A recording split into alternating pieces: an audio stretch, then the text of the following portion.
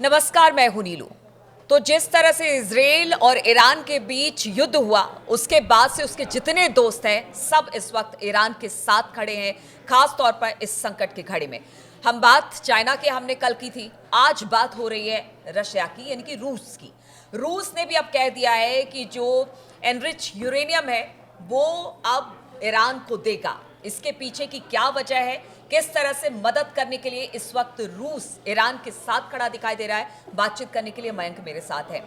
मयंक, पहले कल चीन की बात हुई थी कि किस तरह से चीन अपने कुछ फाइटर प्लेन्स ईरान को दे रहा है। आज रूस से एक बड़ी खबर आई है, वो अपनी दोस्ती को कायम रखते हुए, और जिस तरह से हमने पहले भी देखा कि रक्षा, एक दूसरे की रक्षा के लिए हमेशा 30 सालों का एक बैकअप भी उसने साइन किया। अब ये कहा जा रहा है कि जो एनरिच यूरेनियम है वो रूस ईरान को देगा। क्या खबर इसको लेकर मिल रही है, किस तरह से रूस अब साथ खड़ा ईरान के दिखाई दे देखिए, रहा ये जो खबर आप बता रहे हो असल में ये बहुत बड़ी खबर है और इसमें दो चीज़ें हैं। एक जो खबर ऊपर से दिखाई दे रही है और उसके अंदर की बात क्या है।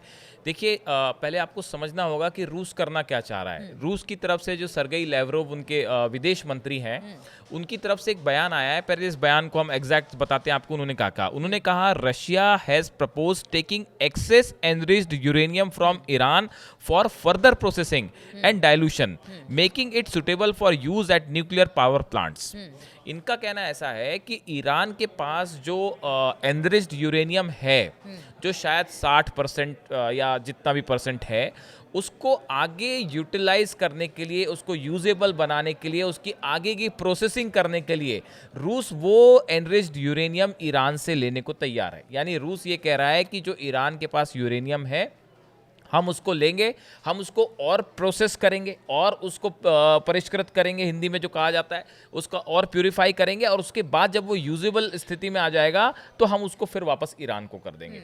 अब सवाल ये है कि सर्गेई लावरोव, रूस को ऐसा करने की क्या ज़रूरत है? देखिए, ये बयान एक तो उस समय आया है जब डोनाल्ड ट्रंप और नेतन्याहू की हाल ही में अमेरिका में मुलाकात हुई है, और बताया जाता है कि इस मुलाकात में गजा में सीज फायर ठीक है, एक मुद्दा था वो, लेकिन असली जो मुद्दा था वो ये था कि ईरान के परमाणु कार्यक्रम का अब क्या करना है। ईरान का कोई परमाणु कार्यक्रम नहीं रुका, अब ये पूरी दुनिया जान चुकी है। देखिए, पहले से पहले ही उसने अपने आप पहले अमेरिका की तरफ से कहा गया कि हमने ईरान का जो न्यूक्लियर प्रोग्राम है उसको तबाह कर दिया है। फिर धीरे से कुछ दिनों बाद जब स्टैंड चेंज कर दिया कि हमने उसको कुछ पीछे कर दिया है, और अब बात ये शुरू हो गई है कि ईरान ने तो न्यूक्लियर प्रोग्राम फिर से शुरू कर दिया है। यानी सच्चाई देखिए, आप वो दुनिया के सामने अब आ चुकी है कि ईरान का कोई न्यूक्लियर प्रोग्राम पीछे नहीं हुआ और वो तुरंत तेजी से आगे बढ़ रहा है। अब ऐसे में रूस का ये कहना, देखिए क्या हुआ, इसके पीछे की जो एनालिसिस है वो ये है कि जब नतांज, फोर्दो और इस्फहान पर हमले हुए, उसमें सबसे बड़ा सवाल था कि क्या ईरान के सेंट्रीफ्यूजेस जो हैं, न्यूक्लियर पावर प्लांट के सेंट्रीफ्यूज। अब सेंट्रीफ्यूज क्या होता है, अगर मैं बिल्कुल सरल शब्दों में समझाऊं तो एक ऐसी मशीन होती है जो बहुत तेजी से गोल गोल घूमती है, जिसके अंदर आप यूरेनियम डालते हैं और वो उसको एनरिच करती है। ये मशीन अगर एक प्रोसेसिंग करती है उसको, तो एक लंबी सी मशीन आप समझिए। हम अपने दर्शकों को सरल भाषा में समझा रहे हैं, टेक्निकल भाषा समझाने का कोई मतलब नहीं है। तो देखिए, उसमें अगर वो मशीन आपके पास सुरक्षित है तो आप कभी भी अपना न्यूक्लियर प्रोग्राम फिर से शुरू कर सकते हो। अब सवाल ये था कि क्या ईरान के फोर्दो में और इस्फहान में, नतांज में, ये जो सेंट्रीफ्यूजेस थे, क्या ये तबाह हुए या नहीं हुए? एक तो फोर्दो जो है वो ज़मीन से इतना नीचे है, बताया जाता है कि पहले उसमें जहाँ पे न्यूक्लियर पावर प्लांट है उसके ऊपर पहले रॉक्स हैं, चट्टाने हैं, उसके ऊपर ईरान ने स्टील प्लेट्स लगा दी हैं और उसके ऊपर सीमेंट की लेयर लगा दी है। यानी वो इतना मजबूत बनाया रखा है उसे कि वो बंकर बस्टर से भी कितना तबाह हुआ नहीं हुआ। तो अब पहली बात तो ये है, सवाल ये था कि ईरान का एनरिच क्या सेंट्रीफ्यूजेस तबाह हुए? अगर वो तबाह नहीं हुए तो ईरान अपने तुरंत परमाणु बम बनाने के कार्यक्रम में तुरंत आगे बढ़ सकता है और कभी भी ऐलान हो सकता है कि हमने परमाणु बम बना लिया। और अगर वो तबाह हो गए हैं, क्या वहाँ पे कुछ ऐसा है कि वहाँ कुछ नुकसान हुआ है और ईरान ने अपना जो, जैसा बताया जाता है कि जो एनरिच्ड यूरेनियम है वो किसी दूसरे जगह पहले ही शिफ्ट कर दिया था? अब देखिए, एक पिकेक्स माउंटेन के हमने एक वीडियो में जिक्र किया था पहले। पिकेक्स माउंटेन एक जगह है नतांस के करीब है, पहाड़ों के नीचे बनी हुई है, और वो तो फोर्दो से भी ज़्यादा गहराई पर है, 1000 से ज़्यादा मीटर की गहराई पे नीचे बना हुआ है वो। तो बताया ये जाता है कि ये यूरेनियम वहाँ पे शिफ्ट हो चुका है। अब क्या ऐसी बात है कि भाई ईरान ये चाहता है कि इसका एनरिचमेंट आगे किया जाए, तो रूस क्या ये ऑफर कर रहा है यहाँ पे कि जो आपका मतलब यूरेनियम है, ऑप्शन रूस ने खोल दिया है, बड़ा ऑप्शन दे रहा है ये रूस वही एक कह रही। प्रकार से आप अच्छा, देखें जहां तो पर अमेरिका ये कह रहा है कि आप एनरिच यूरेनियम 1% भी नहीं रख सकते, नहीं रख सकते, वहां पर रूस ये कह रहा है कि अगर किसी तरह की तबाही हुई है तो अभी तो भले ये कह रहा है कि हाँ, आपके जैसे ऊर्जा के क्षेत्र में बहुत ज़्यादा ज़रूरत होती है एनरिच यूरेनियम की, या बाकी इंडस्ट्रियल में भी बहुत ज़्यादा, इंडस्ट्री में भी बहुत ज़्यादा, तो इसको कहते हुए वो ये एनरिच यूरेनियम दे रहा है ईरान को।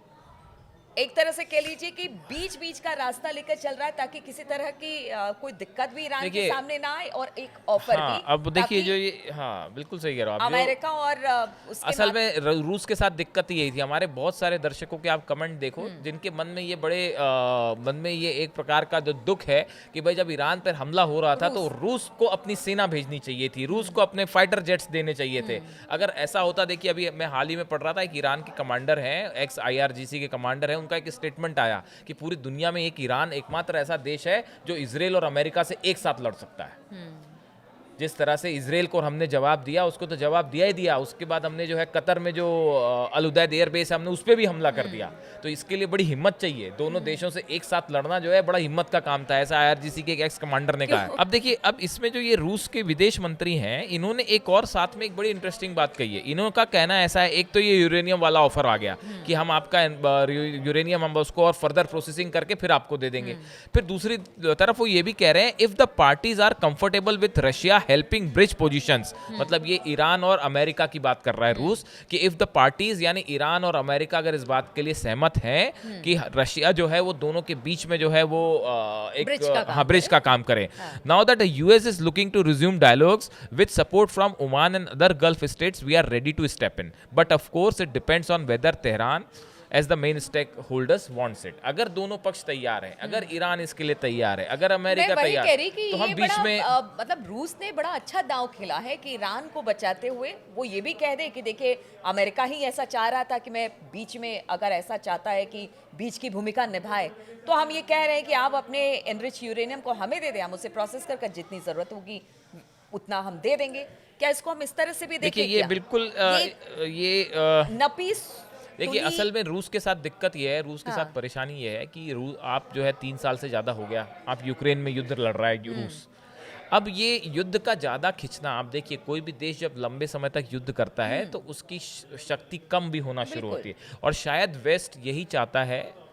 हो सकता है कुछ एक्सपर्ट से बताते हैं कि अमेरिका ये चाह रहा है या यूरोप भी ये चाह रहा है कि एक लंबे युद्ध में रूस फंसा रहे।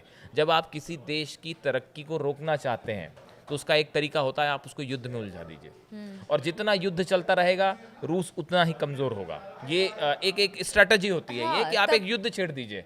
तो अब इस पूरी स्थिति में रूस के कुछ लोगों का, ऐसा एक्सपर्ट्स का मानना है कि रूस अगर खुल के ईरान की मदद करता तो वो उसके लिए एक और मोर्चा खोलने वाली बात होती है। एक यूक्रेन तो खुला है ही, जो कि अभी तक खत्म नहीं हो पा रहा है, और ईरान के साथ भी अगर एक मोर्चा इस तरफ खुल जाता है ईरान की तरफ से, तो रूस जो है वो अमेरिका और इजराइल जो है वो भी एक प्रकार से सीधी दुश्मनी रूस मोल लेता।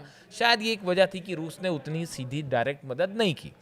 लेकिन अब ये जो पूरा मामला आया है एनरिच करने वाला यूरेनियम का, ये एक बड़ा यूनिक ऑफर है। देखिए, पहले रूस की तरफ से ये तो कहा गया था कि भाई अगर एनरिच यूरेनियम है वो रूस भेज दिया जाएगा। इस तरह की खबरें आज से 3 महीने पहले भी आई थी, हमने उस पर वीडियो भी किया था कि भाई वो एनरिच यूरेनियम वहाँ सेफ हाउस के रूप में इस्तेमाल होगा, भेज दिया जाएगा। लेकिन उसको फर्दर प्रोसेस करके वापस ईरान को देना, ये अपने आप में, एक तो CIA के इससे तुरंत कान खड़े हो गए होंगे कि भाई ये हो क्या रहा है, और मोसाद के भी कान खड़े हो गए होंगे कि ये करना क्या चाह रहे हैं। और दूसरी चीज़ देखिए, ऐसी भी खबरें हैं कि ईरान की तरफ से जो ये सेंट्रीफ्यूजेस वाला मामला है, इसको लेके IR-9 एडवांस सेंट्रीफ्यूजेस होते हैं, उसके ऑर्डर्स ईरान ने दिए हैं। हाँ। ये एक एडवांस्ड तरीका होता है उस मशीन का जिससे यूरेनियम एनरिच होता है। IR-9 एडवांस सेंट्रीफ्यूजेस ये भी ईरान ने ऑलरेडी ऑर्डर कर दिए हैं और हो सकता है पहुंच भी जाएं जल्दी।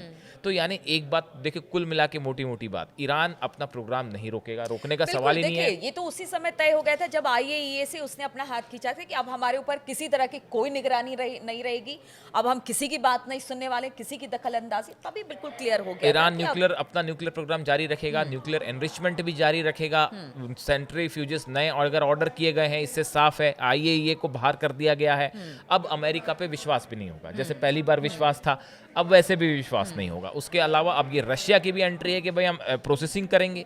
तो ये सब मिला के एक बात तो तय है कि अब अमेरिका और इजराइल के लिए ईरान को रोकना पहले के मुकाबले और मुश्किल होगा।